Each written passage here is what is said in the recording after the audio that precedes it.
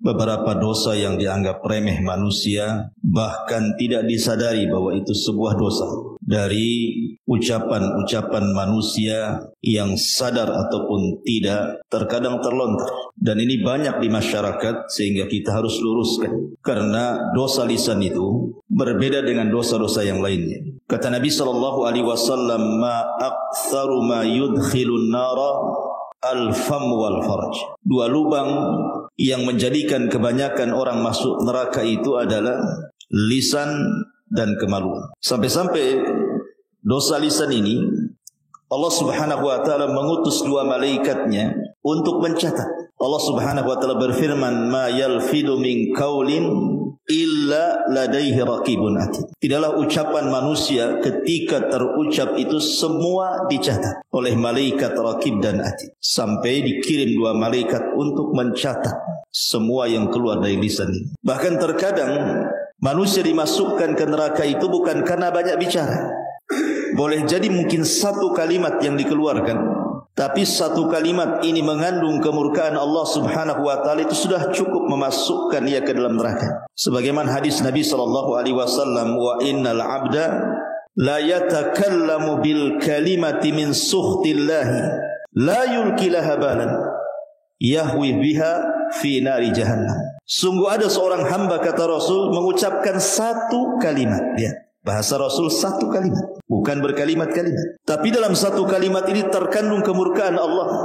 Hebatnya dia ucapkan tanpa sadar. Bukan dengan kesadaran dia ucapkan, tanpa sadar pula dia ucapkan. Maka dampaknya cukup melemparkan orang ini ke dalam jahanam. Wajar kalau Nabi SAW mengatakan kepada Mu'ad, "Sakilatka ummuka ya Mu'ad, wa hal yakubbun nas fi nari ala wujuhihim au ala manakhirihim illa hasaidu alsinatihim." Celaka dirimu hai Mu'ad, kebanyakan manusia terjerumus ke dalam neraka di atas wajah dan hidung mereka itu kecuali karena dosa-dosa lisan. Maka malam ini kita akan membahas tentang dosa lisan, kalimat-kalimat yang biasa diucapkan manusia padahal di dalamnya ada kemurkaan Allah Subhanahu wa taala. Apa saja kalimat-kalimat? Yang pertama, kita sering mendengar di masyarakat, kalau ada orang dinasihati, umpamanya seorang perempuan tidak pakai jilbab, dinasihati, pakailah jilbab, tutup aurat, berdosa. Apa katanya? Yang penting hatinya. Sering ngomong gitu kan? Yang penting kan hatinya, Ustaz kan? Gitu. Ma'asyiral muslimin yang dimuliakan Allah Subhanahu wa taala, ini tersebar kalimat seperti ini. Yang penting hatinya. Dikiranya Allah Subhanahu wa taala itu ya hanya menghisab hati orang saja. Allah itu bukan menghisab itu lantaran kesalahan hati saja. Kesalahan lisan, kesalahan badan, semua dihisab. Makanya dalam hadis yang masyhur Nabi SAW mengatakan, "Innallaha la yanzuru ila ajsamikum wala ila suwarikum, walakin yanzuru ila qulubikum wa a'malikum." Allah memang tidak memandang bentuk tubuh kalian ataupun tidak memandang wajah-wajah kalian, tapi yang Allah pandang dua. Pertama hati, dan yang kedua amalan. Amalan ini mencakup badan dan lisan. Maka hati-hati kalau ngomong yang penting hatinya itu. Karena yang dihisab itu bukan hanya sekedar hati, saya ulangi, tetapi juga anggota badan dan juga lisan. Tadi hadis yang saya sebutkan, wa innal abda la yatakallamu bil kalimati min sukhtillahi la yulki laha balan yahwi sahibuha fi nari jahannam wa fi riwayatin tahwi bihi sab'ina kharifan finnar. Seorang hamba mengucapkan satu kalimat. Kalimat pakai apa? Pakai hati, pakai lisan. Kalimat itu dia ucapkan tanpa sadar. Rupanya kalimat itu mengandung kemurkaan Allah Azza wa Jalla, cukup memasukkan dia ke dalam jahanam. Dalam riwayat dilemparkan ke dalam neraka jahanam sedalam 70 tahun. Maka hati-hati ngomong seperti itu. Yang penting hatinya. Orang yang ngomong yang penting hatinya pun belum tentu hatinya baik kan. Kalimat yang penting hatinya, emang hati anda yang ngomong begitu bersih? Kalau hati anda bersih, pasti akan melaksanakan perintah. dan menjauhi larangan. Kalau bersih hatinya. Ketika Anda mengatakan yang penting hati, menunjukkan hati Anda ini kotor sebenarnya, tidak tunduk kepada syariat. Maka hindari kalimat-kalimat seperti ini. Ini kalimat pertama. Kemudian yang kedua, kalau ada orang dinasihati, umpamanya ini ya terbalik nih, wanita ini sudah berjilbab, panjang pula jilbabnya, pakai cadar, niqab, kaos kaki, kaos tangan gitu. Tetapi mungkin masih belum bisa meninggalkan perbuatan buruknya seperti ghibah, namimah, masih ada lah gitu. Muncullah kalimat apa? Daripada engkau melakukan ghibah, lepas saja jilbabmu. Buat apa pakai jilbab kalau lidahnya masih menggibah orang? Aneh kamu ini, kadang-kadang lidahmu lebih panjang daripada jilbabmu. Copot sajalah katanya. Masa orang suruh nyopot jilbab gara-gara ghibah? Anda harus paham, wa ma tuqaddimu min khairin ya'lamhu Allah. Kebaikan apapun yang Anda sodorkan kepada Allah, Allah pasti akan membalasnya, sekecil apapun. Sebagaimana sekecil apapun dosa yang Anda lakukan pun Allah akan mencatatnya. Jadi nggak ada hubungan kait antara jilbab dengan ghibah. Jilbab itu berpahala, ghibah itu berdosa.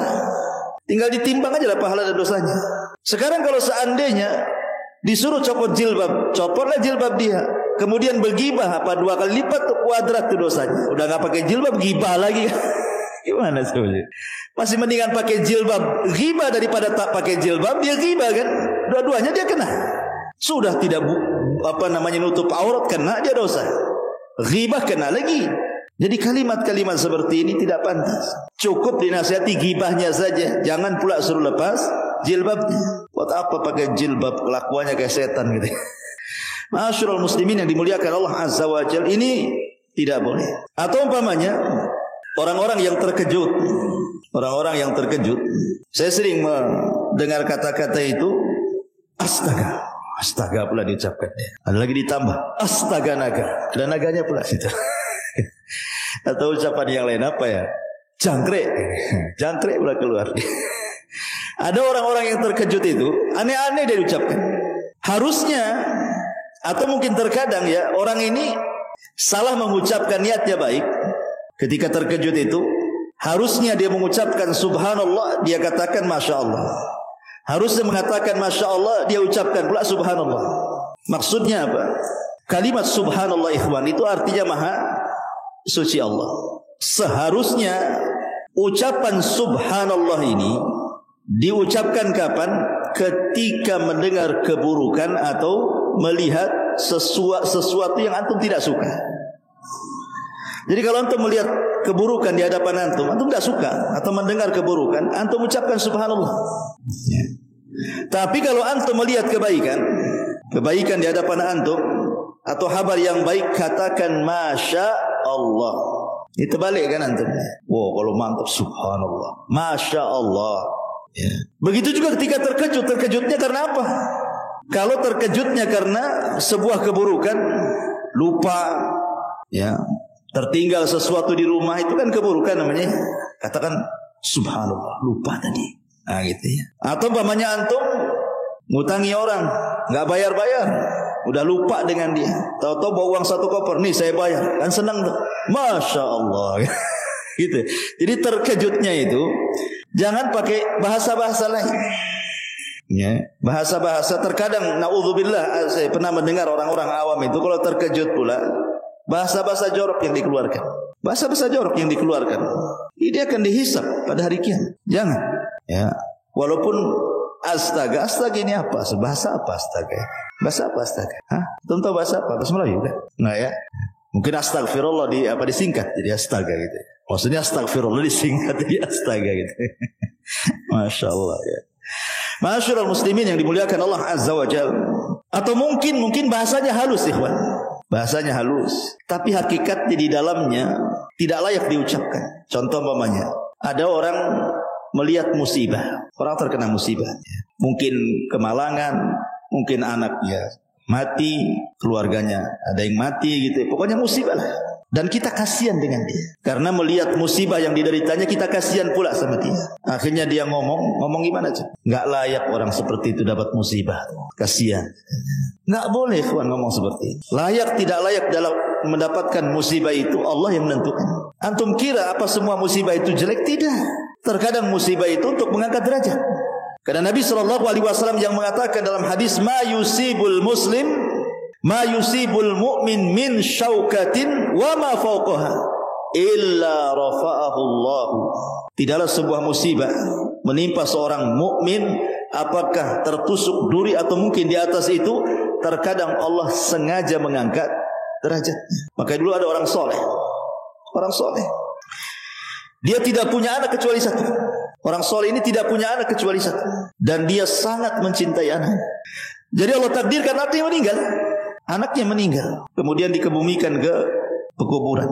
Jadi murid-muridnya orang soleh ini tiba-tiba berteriak dan mengatakan, ya Rabb, kenapa mesti anak guru kami yang soleh ini yang meninggal? Kenapa enggak kami saja? Maka orang soleh ini marah dan mengatakan, apa yang kalian katakan? Kalian itu sudah menentang Al-Quran. Kemudian dia membacakan ayat di dalam surah Al-Baqarah, wa ma min musibatin innalillahi, itu gimana? Alladzina idza asabahum musibatun qalu innalillahi wa inna ilaihi rajiun. Harusnya kalian mengucapkan innalillahi wa inna ilaihi rajiun, bukan mengucapkan seperti itu. Kenapa enggak aku saja? Kenapa mesti dia kan? Kalimat seperti ini, kawan. Ada kalimat halus, seolah-olah orang ini menuduh Allah Subhanahu wa taala zalim. Menuduh secara tidak langsung, mengatakan Allah zalim sama orang itu. Allah tidak zalim. Ketika Allah Subhanahu wa taala menimpakan musibahnya kepada seseorang, imma Allah sedang mengangkat derajatnya, atau imma Allah sedang menyadarkannya. Allah tegur dia supaya dia jangan terus bermaksiat. Ditegur supaya sadar. Antum bilang kasihan? Orang sedang diangkat derajat, antum bilang kasihan. Maka kalimat seperti itu tidak boleh. Atau mungkin sebaliknya. Mungkin menurut mata kita orang itu tidak layaklah sukses. Atau mungkin fisiknya cacat, tapi Allah Subhanahu wa taala bentang rizkinya. Kaya dia. Ya, usahanya masih bentang tikar aja. Pokoknya berhasil. Tiba-tiba kita nyeletuk. Masa orang kayak gitu kok bisa kaya? Coba, masa orang kayak gitu? Nggak boleh. Karena Allah Subhanahu wa taala qasama akhlaqakum kama qasama arzaqakum. Allah itu sudah membagi akhlak kalian sebagaimana Allah membagi rizki-rizki kalian. Nggak boleh kita mengucapkan kalimat seperti itu. Karena langsung ataupun tidak, sadar ataupun tidak, Anda sudah menganggap Allah jahil. Mungkin Allah jahil, Allah bodoh. Ya, suka-suka dia ngasih gitu.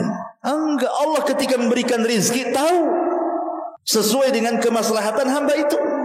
Kan Allah yang ciptakan kita. Kalau Allah memberikan rizki itu, Allah paham dengan ilmunya. Kenapa kita kemudian mengatakan seperti itu? Tidak boleh. Karena kalimat seperti ini ada rahasia-rahasia yang tidak bagus.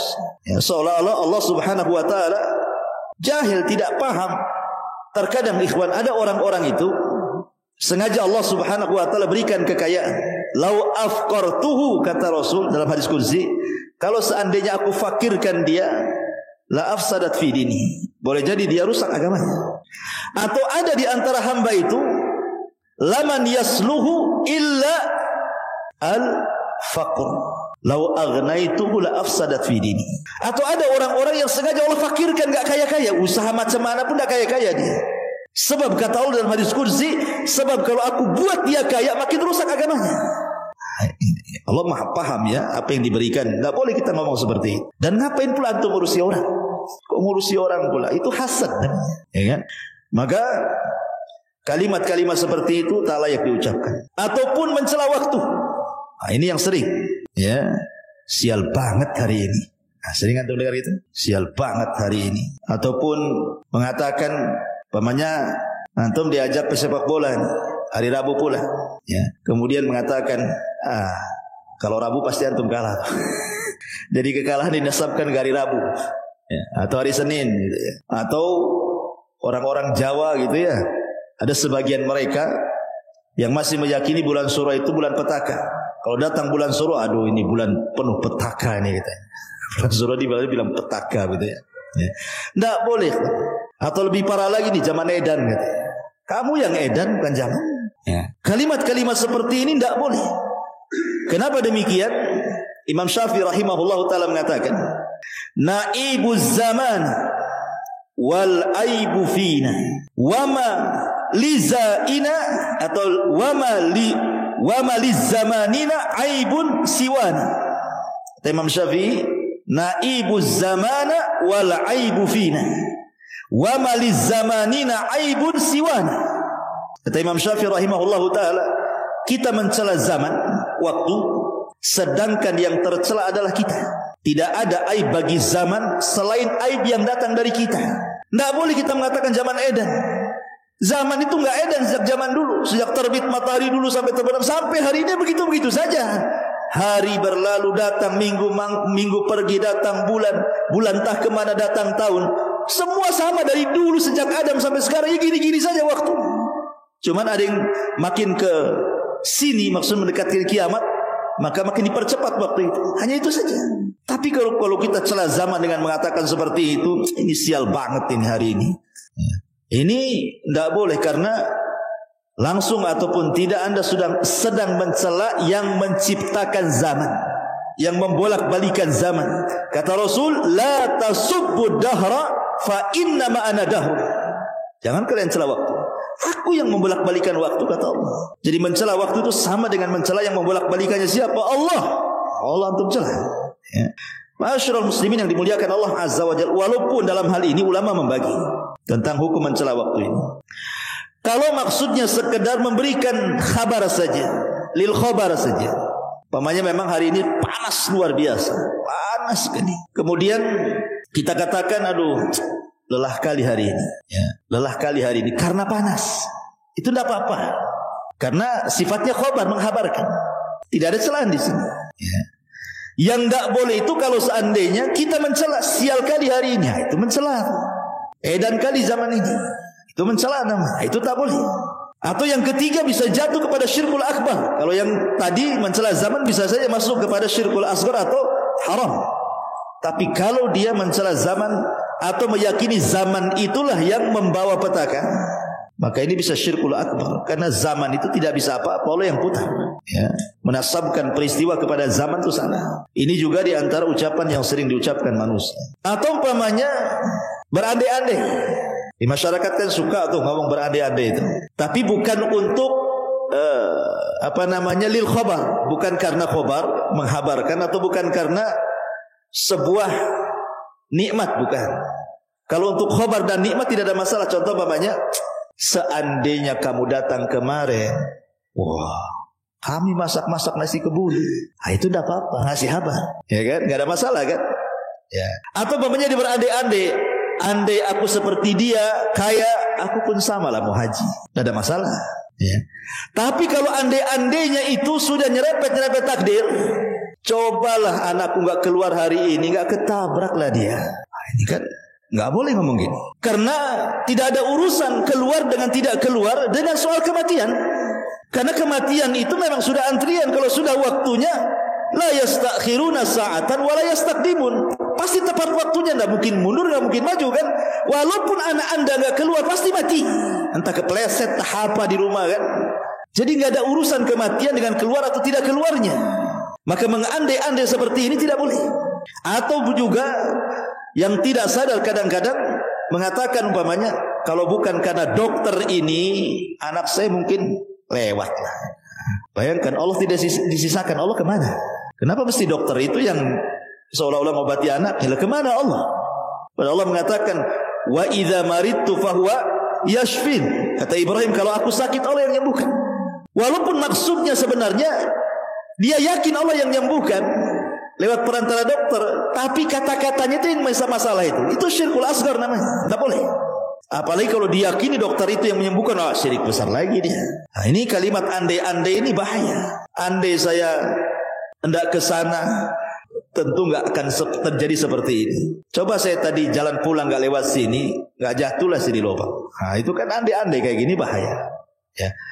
Andai dulu aku tak nikah sama kamu, tapi nikah sama dia, oh, udah sakinah mawaddah saya.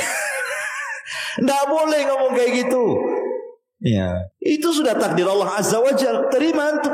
Karena Nabi sallallahu alaihi wasallam yang mengatakan dalam hadis Nabi sallallahu alaihi wasallam, ihris ala ma yanfa'u wasta'in billah wa la ta'jaz. Wa in asabaka syai'un fala taqul law fa'altu kadza lakana kadza. Fa inna law taftahu amal syaitan. Kata Nabi SAW, semangatlah untuk mencari yang manfaat untuk kamu, tambatkan pertolongan kepada Allah, jangan lemah. Tapi kalau menimpa musibah kepadamu, jangan berandai-andai dengan mengatakan lau seandainya, andai kata, bila mana, ya kurang lebih itu. Kalimat-kalimat seperti itu. Kalau aku tidak melakukan andai kata aku tidak begini, tentu tidak begitu. Andai kata aku begini, tentu begitu. Nah, itu tidak bisa. Karena andai-andai ini adalah pintu daripada pintu setan. Lalu apa yang harus diucapkan? Walakin kul qaddarallah wa masya'a fa'al. Katakan takdir Allah semua. Nah, ini menyangkut takdir masalahnya. Sudah katakanlah ini sudah qadar Allah, selesai. Tenang. Sebab kalau kita sandarkan semua kepada takdir, hilang kesedihan di dada. Tapi kalau dikaitkan dengan andai-andai, makin sakit hati. Andai anak saya nggak keluar, nggak mati, ya udah sakit lah dia. Nggak berhenti tuh nangis sampai berapa hari itu. Tapi kalau antum katakan semua sudah takdir, selesai dadan, lapang semua. Oh, anak saya mati sudah ditakdirkan 500 tahun sebelum Allah menciptakan langit dan bumi. Selesai, ya kan? Jadi kalimat-kalimat seperti ini hati-hati. Andai-andai ini, ya. Atau mencela penyakit. Mencela penyakit, aduh, wah, sial kali penyakit ini, lama kali sembuh. Kan itu kan ada tuh orang kayak gitu. Ya. Saking lamanya sembuh penyakit, dicela-celanya penyakit itu. Di zaman Rasul ada seorang wanita namanya Ummu Sa'id. Ummu Sa'id sakit kepala, diikat kepalanya. Karena zaman itu belum ada Paramek. Sekarang sakit kepala minum Paramek, Bodrek atau apa gitu. Diikat zaman dulu. Jadi Nabi SAW heran. Malaka ya Ummu Sa'id, ada apa ikat-ikat itu kepalamu itu, kata Rasul itu, kata Musa, kata Sa'id, al-humma la barakatallah fiha. Ya Rasul, semoga tidak diberkahi penyakit demam ini. Celah, kata Rasulullah, la tasubbil humma, jangan kau celah penyakit wahai Ummu Sa'id. Terkadang penyakit itu apa? Yadhabul khotoya, bisa menghilangkan kesalahan. Demam itu bisa menghilangkan kesalahan kita. Ya. Jangan mencela penyakit, sabar. Ya. Ma'asyiral muslimin yang dimuliakan Allah Azza wa Jalla. Atau mungkin ada kalimat-kalimat yang tidak beradab, tidak beradab kepada Allah Subhanahu wa ta'ala, dengan menyingkat-nyingkat nama-nama Allah atau mengganti-ganti dengan nama Allah. Contoh mamanya, ada orang namanya Abdurrahman, dipanggilnya Maman. Man kemana Man? La ilaha illallah. Ada nama Allah Maman namanya atau Man? Tidak ada. Panggil ya Abdurrahman, jangan bilang Maman. Waktu saya di mana itu, namanya Ulek. Saya kira ulek kan, ulek. Rupanya di KTP Abdullah. Kok Abdullah jadi ulek itu gimana ceritanya? Orang manggil Pak Ulek katanya. Kok nama antum aneh Pak Ulek katanya? Bukan Pak Ulek Ustaz. Nih KTP saya Abdullah pula. Kok bisa dari Abdullah jadi ulek tuh? Gimana ceritanya tuh? Nggak boleh. Kalau nama Abdullah itu khairul asma, ikhwan. Sebaik-baik nama Abdullah dan Abdurrahman, sebaik-baik nama loh. Bisa diganti. Jangan lagi itu disingkat aja, tidak boleh. Namanya Abdul Qadir, Abdul Qa, nggak boleh. Teruskan Qadir. Abdul Qa pula. Namanya Abdul Qadir. Ini tidak beradab kepada Allah namanya. Nama bagus-bagus dikasih orang tuanya, antum pula panggil jelek-jelek gitu. Ya. Abdurrahim jadi Mimin katanya. Kok jadi Mimin pula Abdurrahim itu. Jadi tidak boleh. Kadang-kadang orang itu tidak beradab kepada Allah. Tidak boleh. Panggil sesuai dengan namanya. Abdullah, ya Abdullah, ya Abdurrahman, ya Abdurrahim, ya Abdul Ghafur. Begitu, ya. Jangan Abdul Ghafur, Fur. Repot. Oh, Fur. Bilang Fur, jangankan soal yang seperti ini. Yang lebih kecil daripada itu di zaman Rasul itu ada namanya Hani ibn Kindi. Namanya Hani, sahabat ini. Tapi banyak kaumnya itu kalau ada masalah datang kepada dia dan minta diselesaikan masalahnya. Dan kepiawaian dia mampu pula dia mendamaikan orang bermasalah itu. Jadi kabilahnya kalau ada masalah mesti datang ke dia, dan selalu berdamai. Jadi orang-orang kabilah itu menyebutnya ya Abul Hakam. Namanya Hani ibn Kindi, tapi disebut ya Abul Hakam. Ingat Rasul mengatakan apa? Innallaha huwal hakam wa ilaihil hukm. Allah lah hakam, semua hukum kembali kepada dia. Abul Hakam itu bapak pemutus masalah. Hakam itu artinya. Maka suatu ketika berjumpa dengan Rasulullah, bercerita oleh dia, Rasul, kaumku apabila berselisih, mereka datang kepadaku. Aku pun berhukum dan mereka pun ridho dua-duanya. Maka orang-orang menyebutnya Abul Hakam. Kata Rasul, apakah kamu punya anak? Ya, punya anak. Berapa? 3. Laki-laki, semua laki-laki. Siapa namanya? Pertama Shuraih, yang kedua Muslim, yang ketiga Abdullah. Kata Rasul, anta Abu Shuraih, bukan Abul Hakam. Diganti sama Nabi. Karena hakam tidak boleh. Hakam itu milik Allah. Ya. Masyarul muslimin yang dimuliakan Allah Azza wa Jalla. Intinya bahwa tolong berakhlak kepada Allah. Kalau panggil-panggil nama itu jangan asal panggil. Apalagi itu nama baik. Nama yang menyangkut nama-nama Allah Subhanahu wa taala. Atau ucapan sebagian dokter. Ucapan sebagian terapis kesehatan. Hati-hati Pak Edi, ini suka obati orang. Ini kalau gimana dok? Pasien dok? Ya kami ini hanya berusaha, sisanya diberikan sama Allah. Coba Allah kasih sisa. Sisanya kepada Allah. Dari awal sampai akhir Allah yang nyembuhkan. Gak ada sisa-sisa. Masa Allah disisain ini gimana? Seolah-olah antum yang paling berjasa, Allah pula sedikit sisanya. Akalnya di mana coba? Ya, padahal Allah Subhanahu wa taala jelas-jelas mengatakan kul innal amra kulluhu lillah. Katakan semua perkara itu milik Allah dari awal sampai akhir. Kalau bahasanya mungkin begini, ya saya sih cuma usaha, tapi semuanya saya serahkan kepada Allah. Nah, itu kan bagus tuh. Ini enggak, saya sih ya saya akan usahakan, sisanya saya kasih Allah. Allah disisai dulu. Hati-hati nih yang tukang obat-obat ini. Taib. Ini juga masalah. Kemudian juga yang banyak di masyarakat itu menyangkutkan masyiah kepada takdir. Ya, sya'atil aqdar bahasa Arabnya. Mungkin bahasa kitanya ya. Ya semua atas kehendak takdir. Semua atas kehendak takdir. Ya kalau takdir berkehendak ya jadilah. Takdir ini makhluk Allah. Masa antum kemudian meletakkan masyiah kepada makhluk? Lanjutkan kata-katanya. Semua atas takdir Allah. Allahnya jangan tinggal. Jangan didasarkan kepada takdir saja. Jadi harus dipahami di sini takdir kan makhluk Allah. Allah yang kemudian memerintahkan untuk dicatat di Lauhil Mahfuz. Lauhil Mahfuz makhluk Allah. Kecuali Al-Quran itu kalamullah.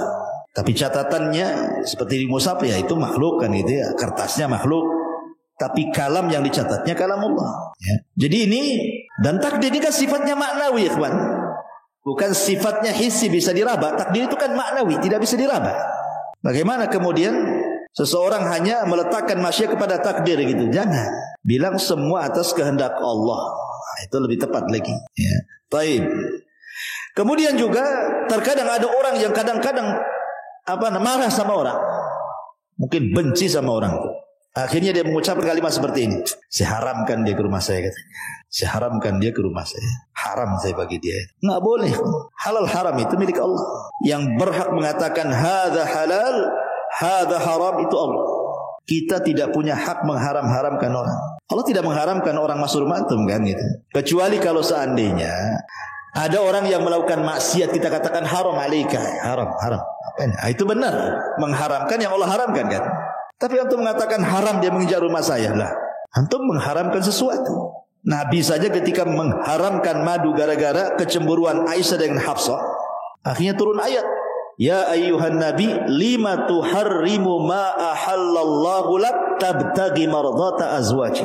Hei Nabi, kenapa kau haramkan yang Allah halalkan hanya mencari keridhaan istrimu? Tidak boleh. Ya. Jadi urusan halal haram itu urusan Allah. Bahasanya pakai jangan bahasa haram lah gitu. Saya tidak suka dia datang ke rumah, kan enak gitu ngomong gitu. Saya haramkan dia ke rumah saya. Dia pula yang mengharamkan gitu. Ya. Masyaallah muslimin yang dimuliakan Allah Azza wa Jalla. Atau umpamanya, saya juga sering mendengar kalau ada anak itu nakal kali, apa kata orang? Dasar anak setan gitu ya. Kan ada kan orang begitu ya. Oh dasar anak iblis itu gitu. Ya Allah ya Rabb, enggak boleh kayak gitu. Allah mengatakan a antum tazra'unahu am nahnu zari'un. Allah mengatakan a antum tazra'una. Kamukah yang menumbuhkan anak itu? Ataukah Allah Subhanahu wa taala yang menumbuhkannya? Allah yang menciptakan dia dari anak orang, antum bilang anak setan. Nabi SAW pernah mengatakan begini, la taqul ta'isa syaitan, fa innaka idza qulta dzalika ta'azam hatta yakuna mithla al-bait wa yaqul bi quwwati walakin kul bismillah fa innaka idza qulta dzalik tasaghara hatta yakuna mithla dzubab. Jangan kamu mengucapkan celaka setan. Celaka setan sama juga, karena anak itu celaka tidak anak setan. Ya, kurang lebih bahasanya itu. Jangan mengatakan celaka setan, karena ketika kamu mengucapkan kalimat itu, maka setan akan merasa besar dirinya seperti seukuran rumah. Setan akan membanggakan dirinya, dia jatuh karena kekuatanku. Namun ucapkanlah bismillah, karena jika kamu mengucapkan kalimat itu, setan akan mengecil hingga seperti lalat, kata Rasul. Jadi ingat, jangan sembarang orang mengatakan anak setan, anak iblis gitu ya. Tak boleh. Itu anak orang itu. Bapaknya tahu marahlah. Ini anak saya, bukan anak setan. Bisa marah tuh. Ya, ini kalimat-kalimat seperti ini tidak boleh. Dan termasuk mencela, tidak boleh. Ya.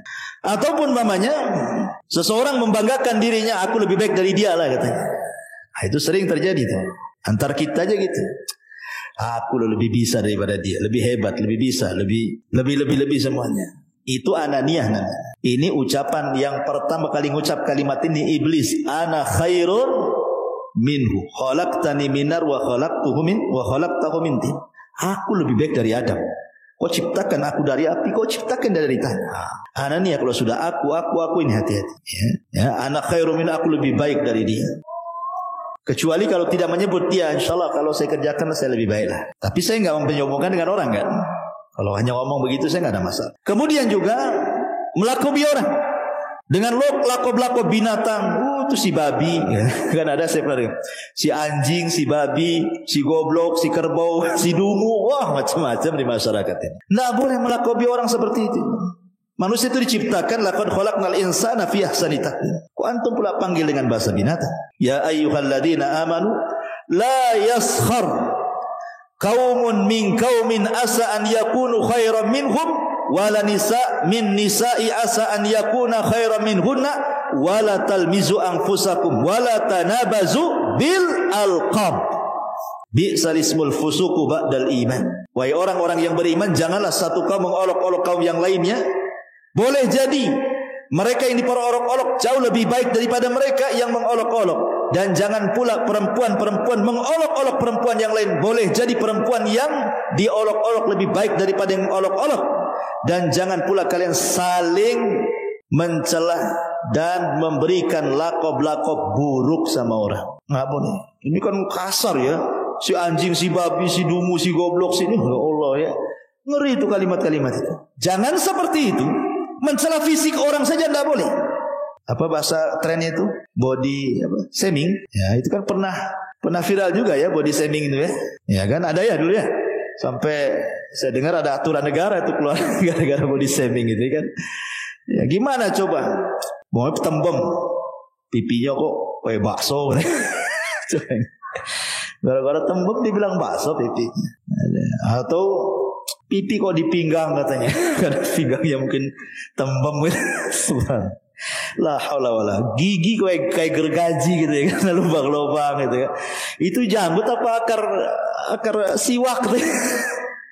Subhanallah ikhwan. Body shaming tidak boleh. Antum mencela body orang, itu sama dengan mencela yang menciptakannya. Tidak boleh. Di zaman Rasul ada seorang namanya sahabat Abdullah bin Mas'ud radhiyallahu anhu. Abdullah bin Mas'ud ini naik ke atas pohon kurma. Pohon kurma. Dia kan kurus sekali, kurus ceking Abdullah bin Mas'ud itu. Jadi betisnya itu kayak kulit berbalut tulang saja, atau tulang berbalut kulit saja, enggak ada dagingnya. Naik dia ke pohon kurma, datang pula angin, tersingkap pula betisnya. Semua sahabat mentertawakan betisnya Abdullah bin Mas'ud karena kecilnya. Dari as-sabiqun al-awwalun. Marah Rasul dan mengatakan walladzi nafsi biyadihi la tadhaku katanya.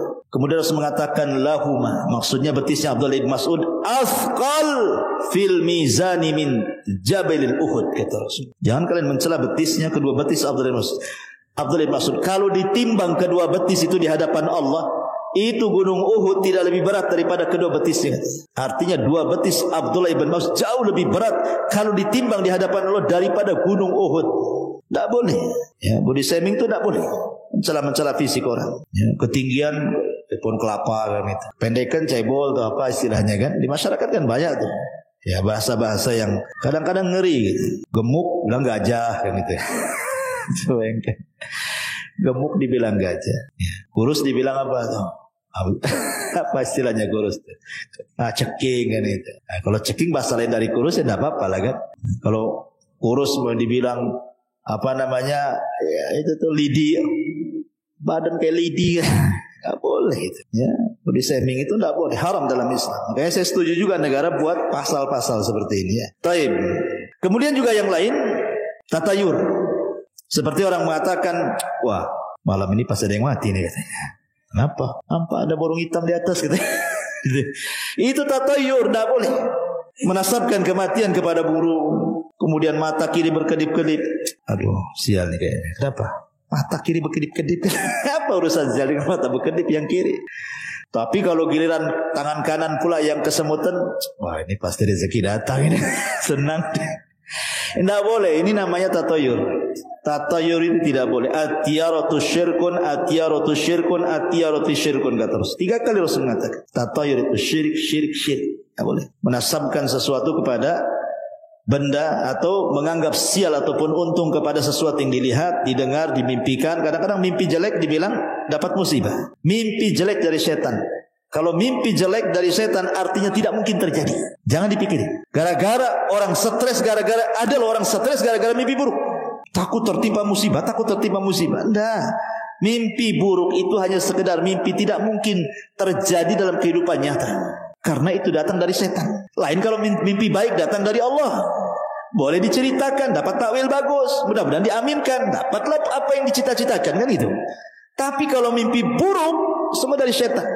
Dan gak akan mungkin terjadi dalam kenyataan. Kan dari setan. Atau ghazwatul fikri. Karena banyak pikiran ke bawah mimpi. Ke bawah mimpi banyak pikiran. Banyak hutang. Ke bawah mimpi akhirnya ditagih pula dalam mimpi. Kepikiran kan itu ya. Ya. Itu tidak akan terjadi. Ghazwatul fikri itu. Atau dari setan. Yang memungkinkan terjadi itu kalau mimpi baik. Nah, mungkinlah cerita. Karena memang Rasul yang nyuruh. Mimpi baik. Ya. Kemudian juga kadang ada orang-orang yang masih menasabkan kepada bintang, mungkin usahanya si gulung tikar gitu ya. Nggak pernah sukses. Tanya kawannya, kamu itu lahir bulan apa sih sebenarnya sih? Mei, patah saja. Kambingnya kayak kerbau katanya. Kambing domba tuh katanya. Bintang apa tuh? Ya. Atau mungkin orang cerewet kali itu. Jangan kamu lahir ini bintang kalajengking, suka ingat orang. Itu ya. Nggak bisa tuh ngomong kayak gitu dikait-kaitkan dengan bintang karena ini tidak boleh, ini nujum. Nabi SAW mengatakan, "Man iktabasa ilman minan nujum, faqad iktabasa syu'batan minas sihri zada ma zada," kata Rasul. Siapa yang memperdalam ilmu perbintangan, maksudnya ilmu taksir, bukan tasir. Kalau tasir tidak apa-apa kayak digunakan BMKG. Tapi kalau taksir, bahwa bintang memberikan pengaruh kepada peristiwa bumi, itu yang tak boleh. Siapa yang mempelajari ilmu perbintangan untuk ilmu taksir, maka dia sama dengan mempelajari sihir. Makin dalam, makin kufur dia. Ya ini walaupun ngomong-ngomong kayak gini tetap tidak boleh. Bercanda Ustaz tetap tidak boleh.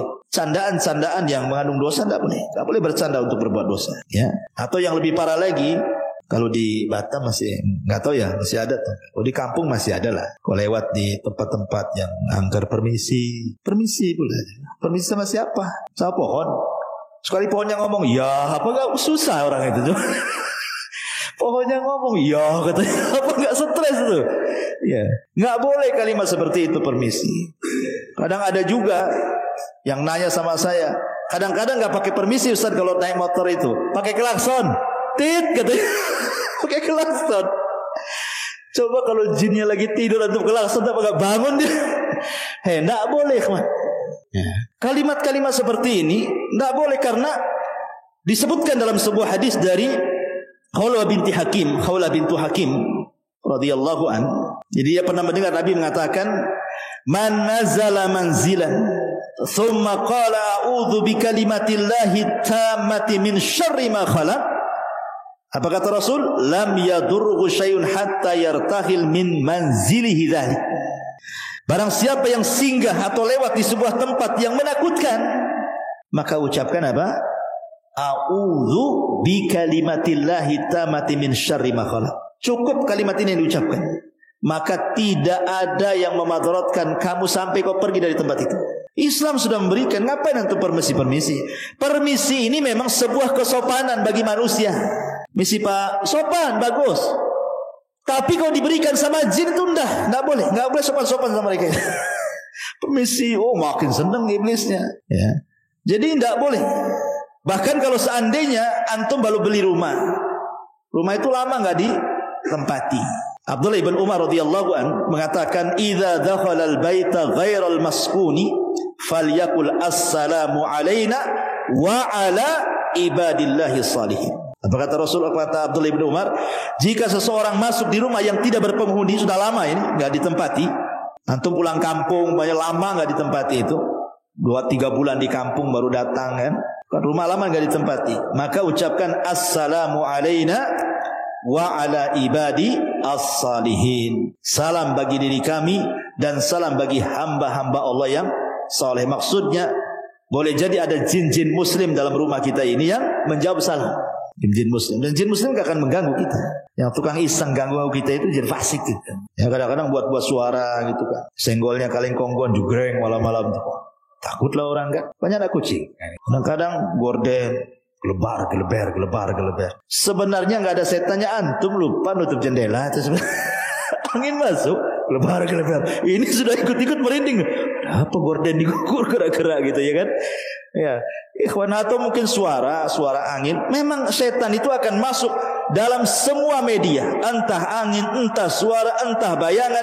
Memang sengaja nakut-nakuti kita sebenarnya. Makanya kata Nabi SAW, kalau antum lewat ke sebuah tempat yang menakutkan dalam rumah, cukup menyebutkan Bismillah wala tubali, kata Rasul. Ya, orang takut nih mau keluar rumah, entah ada barang yang tertinggal di luar mau ngambil, malam-malam pula gitu kan. Anjing tangga pula berisi gitu ya. Gelap pula lampu, hujan pula deras. La ilaha. Samping kuburan pula rumahnya makin lah kan gitu kan. Jadi cukup mengucapkan Bismillah, jangan pedulikan. Atau ibu-ibu ini mau ngambil sesuatu di dapur, haus, malam-malam, jam 1 bangun, listrik mati, penerangannya pakai handphone aja. Kemudian di center-center gitu, mana nih minuman letak di mana, mulai takut. Maka kata Rasul, Bismillah, jangan pedulikan di dapur, ambil air, bergegas. Kalau takut lari, tapi jangan ditabrak-tabrak belum. Minum sudah selesai. Bismillah. Takut kepada setan tidak syirik, karena setan itu musuh kepada kita. Sama dengan kita takut sama orang jahat, tidak syirik. Ya, ada orang ancam kita, saya bunuh kamu, wajar kita takut. Ya. Takut sama setan juga wajar, karena setan musuh kita. Yang tidak wajar itu kalau kemudian kita ladeni mereka. Browsing dia, setan takut sama bawang gantung katanya. Gantunglah semua bawang atau dipin, sama garam disebarlah, habislah debu dapur. Ikhwannya sayang kan? Itu apa coba? Atau teriak-teriak, hei siapa di dapur? Sekali ada yang jawab, apa antum gak stres? Gitu. Jadi tidak boleh, nggak usah, kata Rasul, jangan dipedulikan, cukup baca basmalah saja. Beranikan, karena hakikatnya mereka juga takut dengan kita, sebagaimana kita pun takut sama dia sebenarnya. Jadi kalau kita berani, mereka takut. Kalau kita takut, mereka pula yang berani. Nah, sekarang adu mental aja di situ tuh. Antum adu mental di situ. Kalau berani, mereka takut. Kalau kita takut, mereka pula berani ya. Tapi jangan pula uka-uka antum tes keberanian itu. Nah, yang kesurupan lah antum. Uka di Barelang sana, banyaklah kesurupan. Apain pula antum ganggu sarang jin pula? Ya. Bukan itu uji mental, uji nyali itu. Masyarul muslimin yang dimuliakan Allah Azza wa Jalla. Kemudian juga ini kalimat-kalimat yang ya menurut saya sih ngeri sekali ya, kalimat-kalimat seperti ini kan. Sebaiknya jangan diucapkan. Ya, izin kepada jin, lewat permisi. Ya, maka itu dilarang dalam Islam, karena bagaimanapun bagi seorang yang muwahhid tidak pantas takut kepada syaitan. Takut itu hanya diberikan kepada Allah Subhanahu wa ta'ala. Ya. Kemudian juga kalimat sumpah, demi bapakku, ya kan? Demi ibuku tolonglah. Tidak boleh. Bersumpah kepada selain Allah, apakah kepada ibu bapak kita, dilarang dalam Al-Quran. Allah mengatakan di dalam Al-Quranul Karim, ala innallaha dalam sebuah hadis, dalam sebuah hadis yang dikeluarkan Bukhari dan Muslim, Nabi mengatakan, innallaha yanhaakum an takhlifu bi abaikum faman kana halifan falyakhlif billahi aw liyasmut. Kata Nabi, Allah melarang kalian untuk bersumpah kepada bapak moyang kalian atau kepada bapak-bapak kalian. Kalau hendak bersumpah, maka bersumpahlah kepada Allah. Demi Allah, jangan demi bapakku, demi ibuku, enggak boleh. Ustaz, demi cintaku padamu gimana? Ya. Kalau itu jadi sumpah, enggak boleh. Kalau itu maksudnya sumpah, demi cintaku, kalau dimaksudkan sumpah, enggak boleh. Syirik asghar enggak boleh. Karena Rasul mengatakan fal yahlid billahi aw liyasmut. Bersumpah kepada Allah kalau tidak bisa diam. Kalau tidak bisa diam. Ya. Ini juga hal-hal yang terkadang di masyarakat itu sering kita mendengarnya. Apalagi kawan ya. Biasanya yang sering antum dengar apalagi? Ada antum dengar istilah-istilah lagi di masyarakat. Ya. Ini yang saya catat aja ya. Lah kalau yang seperti ini aja terlarang. Apalagi lebih daripada ini, mencela Allah, mencela Islam, mencela Al-Quran. Masyaallah muslimin yang dimuliakan Allah Azza wa Jalla. Kapan hari saya dengar YouTube itu ya. Jadi di YouTube itu ada orang yang mencela seolah-olah mungkin dia melihat ada kelakuan beberapa umat Islam, kelakuan mungkin menurut pandangan dia tidak sesuai dengan syariat. Akhirnya dia mengatakan, kalau Islam kayak gitu lebih baik aku kafir katanya. Enggak boleh kawan kalimat ini. Masa mendoakan kekafiran seperti itu? Enggak boleh. Seolah-olah kemudian mengeneralisir semua orang kayak dia kan itu. Ya kalau memang dia saja salahkan. Jangan kalau Islam kayak dia kan enggak akan saya masuk Islam. Saya kafir aja. Sampai kemudian mengatakan sejak kapan Nabi Muhammad itu agamanya Islam tuh? Otak. Di mana otak jadi dengkul gini. Masyaallah muslimin yang dimuliakan Allah Azza wa Jalla. Bisa dia mengatakan seperti itu. Liberal. Pemahaman liberal dengan mengatakan mana sejak kapan Nabi Muhammad itu Muslim? Kan liberal, maunya itu menyamakan semua agama kan begitu. Allah mengatakan faqulu syhadu bi anna muslimun. Faqulu syhadu bi anna muslimun. Katakan saya ini muslim, berserah diri itu artinya. Karena Islam itu artinya berserah diri. Dan makna Islam itu salah satunya apa? Bara'atu minasyirki wa ahli. Berlepas dari kesyirikan dan para pelakunya. Kalau semua agama sama, tidak sama. Karena di antara makna Islam itu adalah bara'atu minasyirki wa ahli. Berlepas diri dari kesyirikan dan para pelakunya. Sekarang Nasrani, di mata kita mereka musyrik. Karena menyatakan Isa itu Tuhan, menyekutukan kan. Yahudi kita katakan bukan hanya kafir juga gitu. Ada bau-bau musyrik yang mengatakan Uzair itu anak Allah. Allah mengatakan qul huwallahu ahad, Allahus samad. Lam yalid wa lam yulad wa lam yakul lahu kufuwan ahad. Allah yang mengatakan lam yalid wa lam yulad, dia pula yalid yulad. Gimana ceritanya? Ya. Jadi ini kalimat-kalimat bisa saja masuk ke munafikan, menghancurkan Islam dari dalam kayak gini. Ya. Itu loh yang kribo-kribo tuh. Ya. Yang ngomong tuh ya. Masyaallah muslimin yang dimuliakan Allah Azza wa Jalla.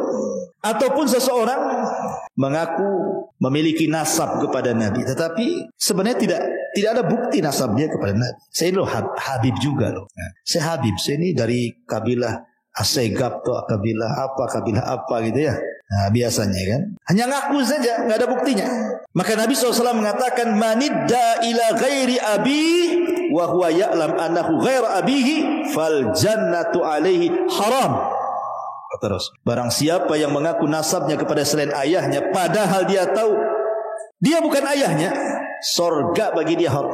Haram kan sorga. Hati-hati. Jangankan itu, orang berdusta dalam mimpi, dia sebenarnya tidak pernah bermimpi, tapi dia berdusta, saya bermimpi begini, padahal nggak pernah bermimpi. Maka Rasul mengatakan itu sedusta-dustanya kedustaan.